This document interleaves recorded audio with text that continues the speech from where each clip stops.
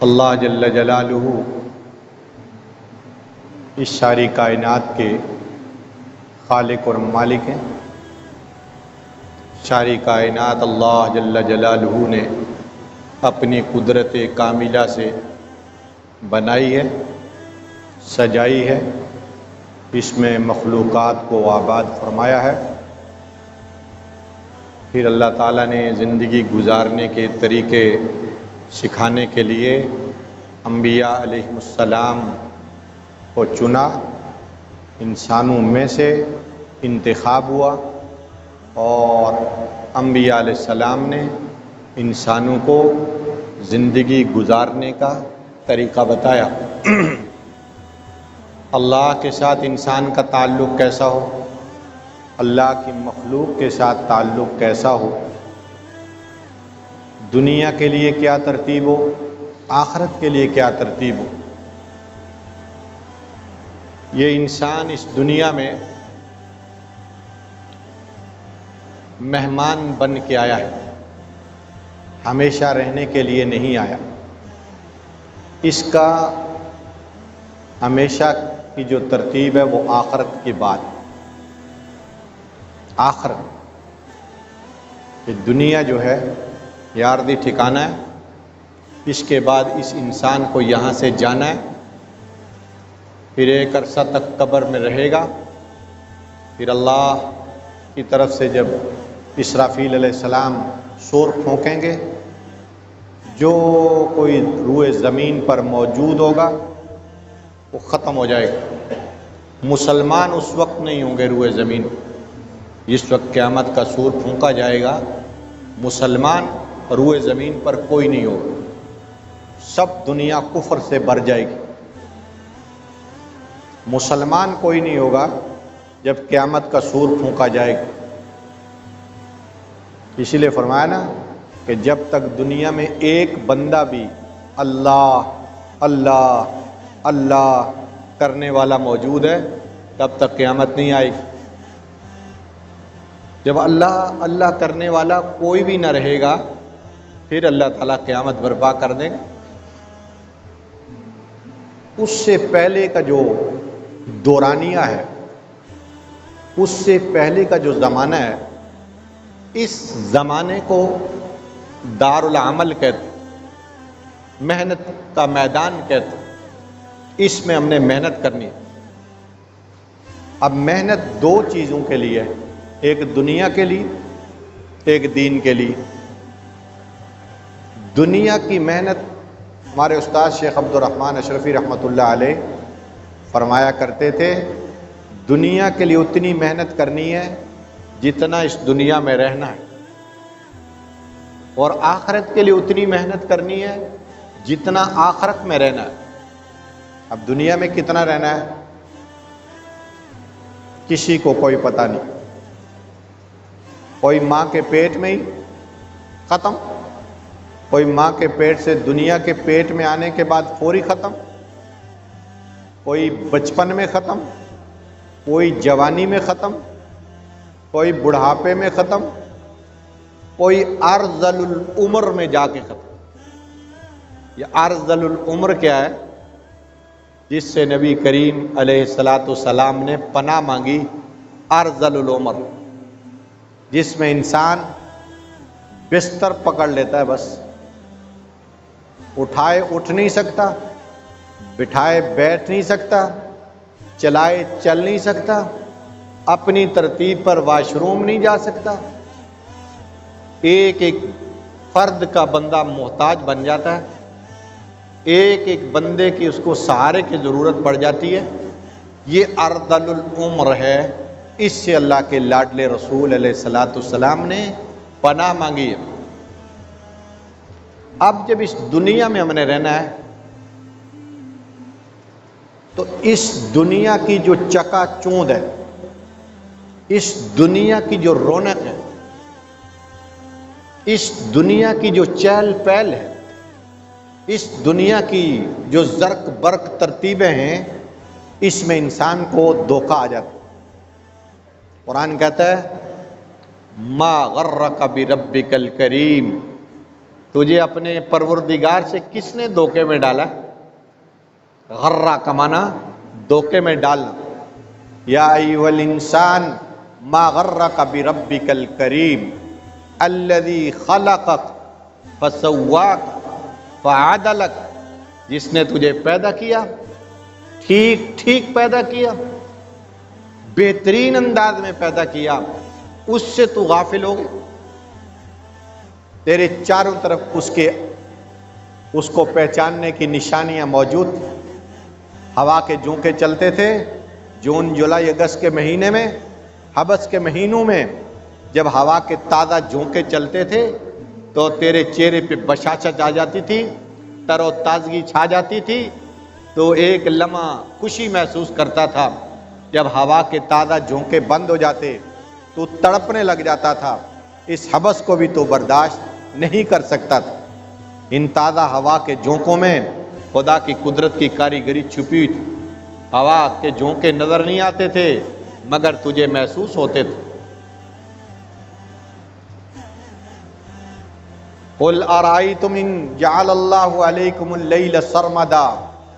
ذرا یہ تو غور کرتا، اگر رات کو لمبا کر دیتے، روشنی نہ کرتے اللہ، تو تیرے اوپر کیا گزرتی؟ اگر دن کو لمبا کر دیتے، رات نہ آتی، پھر تیرے اوپر کیا گزرتی؟ یہ سارا نظام قدرت بنایا، پھر سمجھایا کہ دیکھو غور کرو. مکے والوں کو جب نبی کریم علیہ الصلوۃ والسلام نے سمجھایا، اللہ تعالیٰ نے پیٹرن تبدیل کیا. فرمایا ان کے بتائیں افلا ينظرون الى الابل کیف خلقت. یہ صحراؤں میں چلتے ہیں اور صحراؤں میں چلنے کے لیے سواری کے طور پر اونٹ استعمال کرتے ہیں.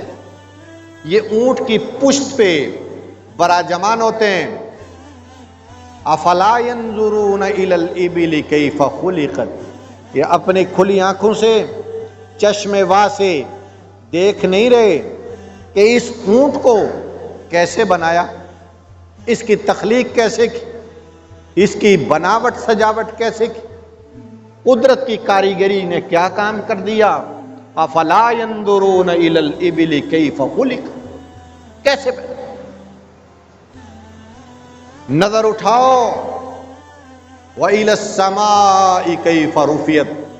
آسمان کو کیسے بلندی عطا کی، کیسے اٹھا دیا. سورۃ الملک کہتی ہے بغیر عمد ترونها. آسمان کو بغیر ستونوں کے کھڑا کر دیا. یہ کھڑا کرنے والا کون ہے؟ ایک اکیلا اللہ پاک. افلا ينظرون الى الابل كيف خلقت وَإِلَى السَّمَاءِ كَيْفَ رُفِعَتْ وَإِلَى الْجِبَالِ كَيْفَ نُصِبَتْ.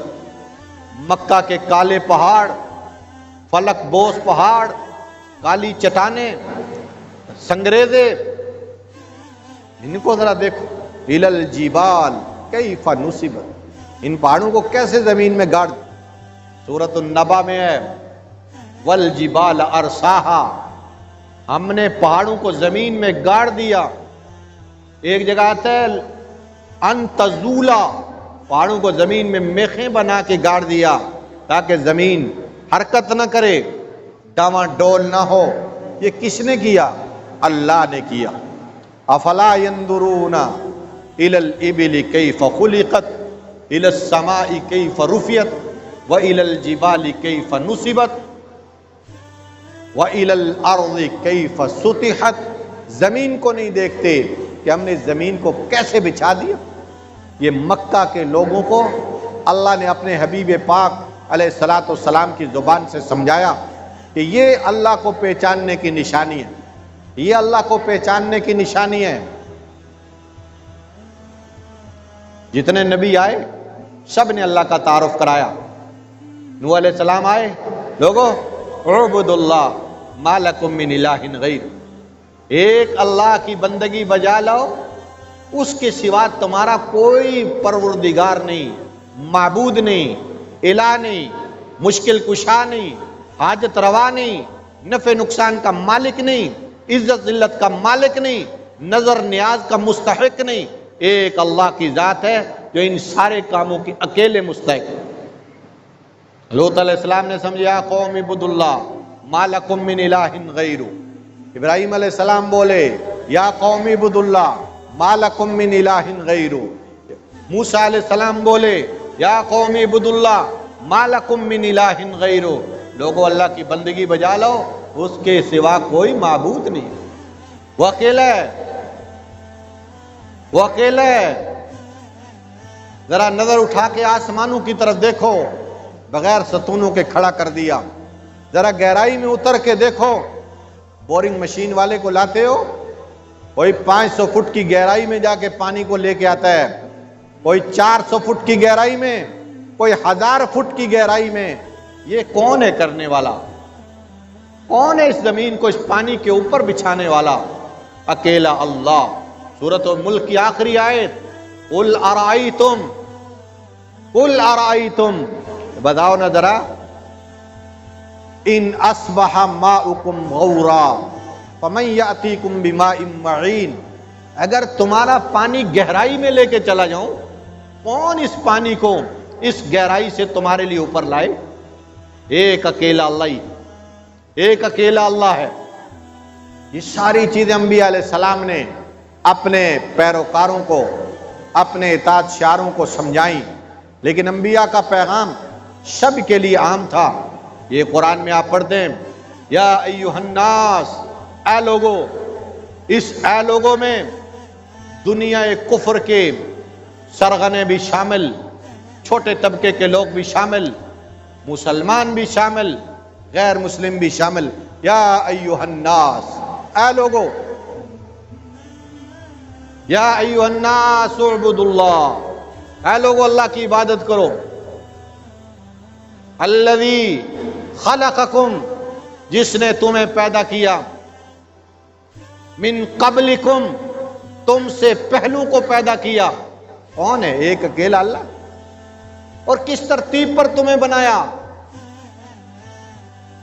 ایک قطرہ ناچیز سے تمہیں اللہ نے وجود دیا۔ قطرہ ناچیز لوتھڑا بنا، لوتھڑے سے بوٹی بنی، بوٹی سے ہڈی بنی، فَكَسَوْنَا الْعِظَامَ لَحْمًا، پھر ہم نے ہڈی کے اوپر گوشت چڑھایا، اور اندھیروں میں یہ ساری کاریگری کی۔ آج فل لائٹ نہ ہو، کتاب کے حروف نظر نہیں آتے، کاریگر کو اپنی مشینری کے پرزے نظر نہیں آتے۔ فل لائٹ نہ ہو، اور اگر لائٹ فل ہو، نگاہ کمزور ہو، نظر کمزور ہو، پھر اپنے میچ کی نظر لگاتا ہے آدمی، پھر چیزوں کو دیکھتا ہے، نظر بھی ٹھیک ہے، نظر بھی ٹھیک ہے، روشنی چلی گئی، رات کا سناٹا، پھر اندھیرا گپ جب آ گیا، پھر بھی نظر نہیں آتا۔ یہ کیا ہے کہ بھائی اندھیرے میں اللہ اس انسان کی تخلیق کر رہا ہے۔ مستری کا سوتر ذرا گنیا، وہ گنیا جو مستری کے پاس سٹیل کا ہوتا ہے، گنیا، لیول، سوتر، سال، اگر یہ تھوڑی بہت ہی بے دہانی ہو جائے، چو خشت اول نہد میں مار کج، تا سریا می روت دیوار کج، اگر مستری پہلی اینٹ غلط لگا دے، سریا ستارے تک یہ دیوار ٹیڑھی جائے گی، سیدھی نہ رہے گی۔ اب یہ کیا ترتیب ہے کہ اندھیرے میں کوئی پرکار نہیں، کوئی گنیا نہیں، کوئی شال نہیں، کوئی سوتر نہیں، کوئی پیمانہ نہیں، مگر آنکھیں اپنی جگہ پہ، کان اپنی جگہ پہ، ناک اپنی جگہ پہ، ہونٹ اپنی جگہ پہ، بازو اپنی جگہ پہ، ان کے جوڑ اپنی جگہ پہ، پاؤں اپنی جگہ پہ، گھٹنے اپنی جگہ پہ۔ یہ کون ہے؟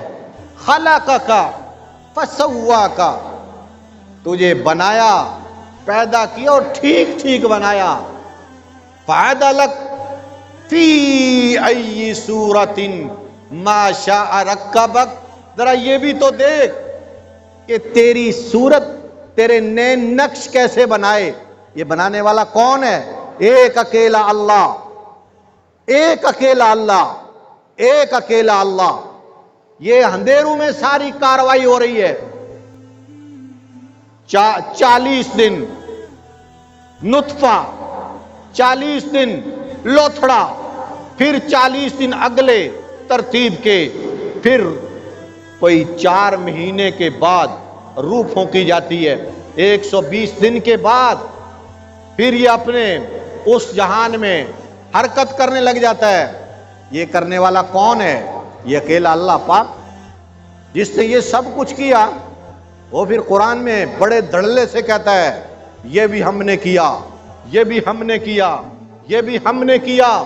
آسمانوں کو بلند ہم نے کیا، زمینوں کو بچھایا ہم نے، پہاڑوں کو گاڑا ہم نے، دریا چلائے ہم نے، سمندروں میں طغیانیاں رکھی ہم نے، نہریں چلائی ہم نے، اور ہوا کے جھونکے چلائے ہم نے، باد سرسر کے جھونکے چلائے ہم نے، باد نسیم کے جھونکے چلائے ہم نے، باد شمال کے جھونکے چلائے ہم نے، باد جنوب کے جھونکے چلائے ہم نے۔ یہ سب کچھ کرنے والے ہم اکیلے، کوئی شریک نہیں ہے۔ اور انا اغنى الشرکاء عن الشرک، جتنے بھی دنیا میں شریک ہیں میں سب سے بے نیاز ہوں، میرا کوئی شریک نہیں۔ انا وحدی، میں اکیلا، لا شریک غیری، میرے سوا کوئی نہیں ہے، احد واحد، ایک اکیلا ہوں، کوئی شریک نہیں، کوئی ساجی نہیں، کوئی سہیم نہیں، کوئی میرے کاموں میں کوئی میرا دستگیر نہیں، یہ سارے کام میں اکیلے کرتا ہوں۔ اور پھر تمہیں راستہ بتاتا چلا جا رہا ہوں، اس ترتیب پر تم چلو گے کامیابی تمہارا مقدر بنے گی، اس ترتیب پر چلو گے تم ناکام ہو جاؤ گے۔ یاد رکھو اس دنیا کو سب کچھ نہ سمجھو، یہ میں نے بنائی ہے اور سب کہانی ختم ہو جائے گی۔ الحاقۃ ملحاقہ وما ادراک ملحاقہ کذبت ثمود وعاد بالقاریہ فاما ثمود فاہلکوا بالطاغیہ۔ یہ دیکھو سارا منظر کہ جب ایک وقت آئے گا، اس کو میں نے بنایا، میں نے سجایا، میں نے سنوارا، میں نے رونق بخشی اس کو، میں نے چہل پہل رکھی اس میں نے چمک دمک رکھی اس میں، لیکن ایک وقت آئے گا دڑام سے سارا نظام گر جائے گا۔ القاریۃ ملقاریہ وما ادراک ملقاریہ یوم یکون الناس کالفراش المبثوث وتکون الجبال کالعہن المنفوش۔ یہ سب نظام ختم ہو جائے گا۔ اذا السماء انفطرت، اذا السماء انفطرت، آسمان تڑاک سے گر جائے گا۔ واذا الکواکب انتصرت، ستارے جڑ جائیں گے، سب کچھ ختم ہو جائے گا۔ وَإِذَا الْبِحَارُ سُجِّرَتْ، دریا جو آج پانی سے بہہ رہے ہیں ان میں آگ لگا دی جائے گی اور زمین کو ٹکیا کی طرح بنا دیا جائے گا۔ اس کے بعد نَضَعُ الْمَوَازِينَ بِالْقِسْطِ، ہم ترازو تولیں گے انصاف کا، ترازو قائم ہوگا ملک شام اور فلسطین میں، اس میں تمہاری نماز یہ تولی جائے گی، اس نماز کو زبان مل جائے گی، پھر قیامت کو تم نہیں بولو گے۔ سورۃ یاسین کہتی ہے الیوم نختم علی افواہہم، ہم ان کے منہ پر مور لگا دیں گے، وتکلمنا بایدیہم، ہم ان کے ہاتھوں سے بات کروائیں گے، ان کے ہاتھوں سے محو گفتگو ہوں گے۔ اس دن سخنوری زبان نہیں کرے گی، ہاتھ بولیں گے۔ وتشہد ارجلہم، ان کے پاؤں ان کے خلاف گواہی کے لیے حاضر ہو جائے۔ یہ اللہ پاک کرنے والے ہیں۔ نماز بولے گی، اس کو جسم ملے گا، نماز، روزے کو جسم ملے گا، روزے کو جسم ملے گا۔